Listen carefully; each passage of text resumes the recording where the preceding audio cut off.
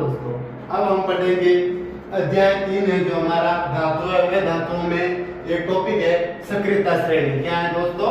सक्रियता श्रेणी। यानी सक्रियता श्रेणी किसे कहते हैं तथा सक्रियता श्रेणी में धातुओं के सापेक्ष अभिक्रियाशीलता को हम क्या करेंगे दोस्तों? दर्शाएंगे कि कौन सी धातु होती है जो सबसे अधिक क्रियाशील होती है, सबसे जो मध्य में कौन सी होती है और सबसे कम क्रियाशील धातु कौन सी होती है। यानी सबसे अधिक क्रियाशील धातु कौन सी होती है जो आसानी से सबके साथ क्या कर लेती है?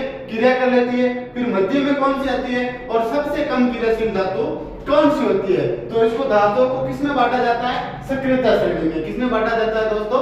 सक्रियता श्रेणी में। अब सक्रियता श्रेणी क्या है या सक्रियता श्रेणी किसे कहते हैं?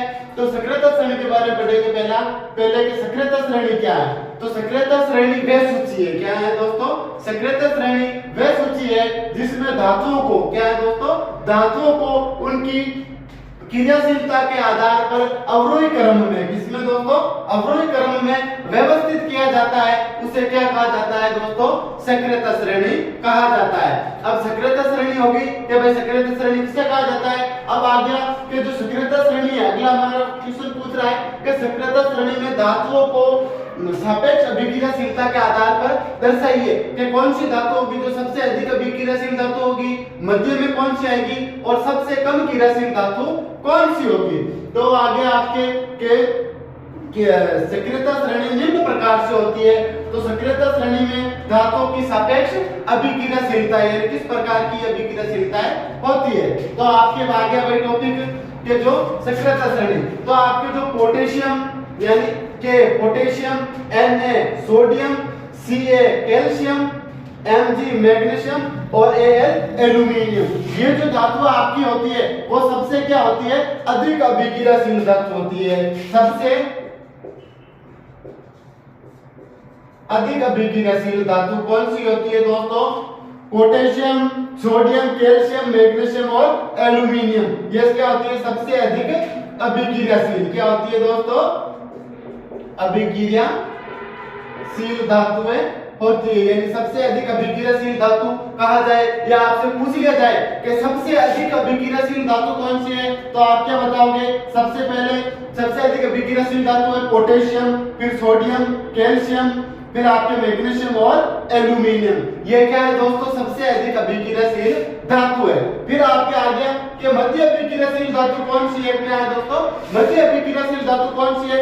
तो उसमें जो सबसे मध्य में होगी क्या होगी दोस्तों? मध्य अभिक्रियाशील धातु है। मध्य अभिक्रियाशील धातु है। तो मध्य अभिक्रियाशील धातु कौन सी होगी दोस्तों? तो मध्य अभिक्रियाशील धातु आपकी होगी Zn यानी जिंक, फिर आ गया Fe आयरन यानी लोहा, फिर Pb यानी लेड हो गया, फिर आपके H यानी हाइड्रोजन हो गया, फिर आपके Cu यानी कॉपर हो गया, फिर आपके आ गया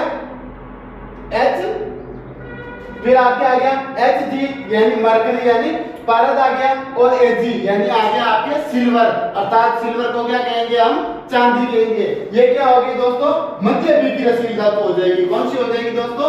मध्य अभिक्रियाशील धातु हो जाएगी, जो इसमें आएगी मध्य अभिक्रियाशील धातुओं में होगी। या आपके बोर्ड एग्जाम क्वेश्चन आ जाए कि मध्य अभिक्रियाशील धातुओं के नाम लिखिए, तो आप क्या लिखोगे दोस्तों? Zinc, iron, lead, hydrogen, copper, mercury यानी पारद और सिल्वर का नाम लिखोगे। क्या किसका नाम लिखोगे दोस्तों? सिल्वर का नाम। ये मध्य क्रम की क्रियाशील धातु होगी। और जो मोस्ट इंपोर्टेंट है कि सबसे कम क्रियाशील धातु यानी सबसे क्या होगी ये दोस्तों? कम होगी, सबसे कम। तो सबसे कम अभिक्रियाशील वाली धातु कौन सी होगी दोस्तों? तो सबसे कम क्रियाशील वाली जो धातु है वो आपके है दोस्तों गोल्ड। क्या है दोस्तों? गोल्ड, जिसे हम क्या कहते हैं दोस्तों? सोना भी कहते हैं। तो सोना क्या है? सबसे कम क्रियाशील धातु है, यानी ये आसानी से किसी के साथ भी क्या नहीं करता है दोस्तों?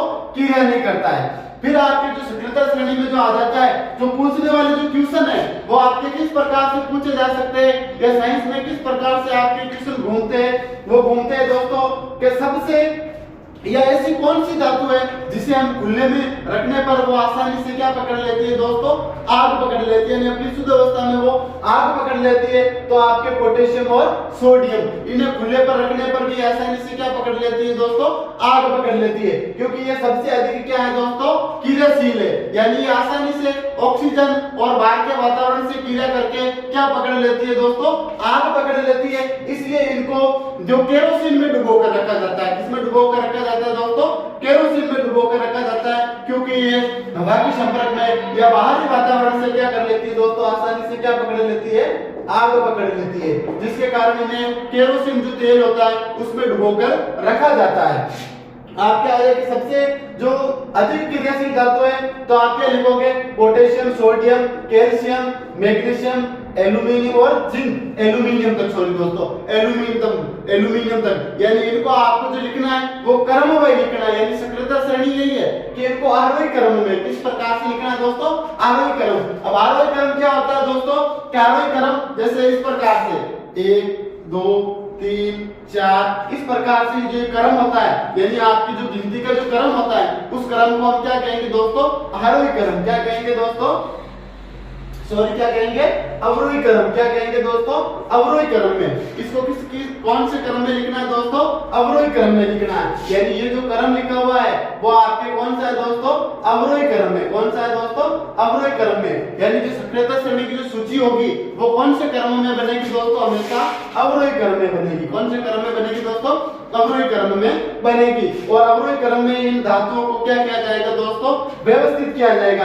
यानी सबसे अधिक क्रियाशील जो धातु मानी जाती है वो हो गई, फर्स्ट नंबर पर आपकी आ जाती है पोटेशियम, सेकंड नंबर पर आपकी आ जाती है सोडियम, फिर थर्ड नंबर पर आपकी आ जाती है कैल्शियम, फोर्थ नंबर पर आपकी आ जाती है मैग्नीशियम, फिर फिफ्थ नंबर पर आपकी आ जाती है एल्यूमिनियम, फिर मध्य में जो आती है सिक्स नंबर पर आती है आपके जिंक, 7 पर आती है आयरन यानी लोहा, फिर आपके आ जाती है 8 पर आपके लेड, 9 पर आपकी आ जाती है हाइड्रोजन, 10 पर आपके आ जाती है कॉपर, 11 पर आपके आ जाती है मरकरी यानी पारद, और फिर आ जाती है 12 पर आपके आ जाती है सिल्वर अर्थात चांदी। और सबसे कम क्रियाशील जो धातु है वो आपके क्या है दोस्तों, गोल्ड। क्या है दोस्तों, गोल्ड ऐसी धातु है जो सबसे क्या है दोस्तों, कम क्रियाशील है। क्या है दोस्तों, कम क्रियाशील है, यानी जो आसानी से किसी के भी साथ क्या नहीं करती है दोस्तों, क्रिया नहीं करती है। जो गोल्ड जो आपके सोना है वो आसानी से कहीं पर भी आप डाल दो, वातावरण के संपर्क में आने से या कुछ भी होने के कारण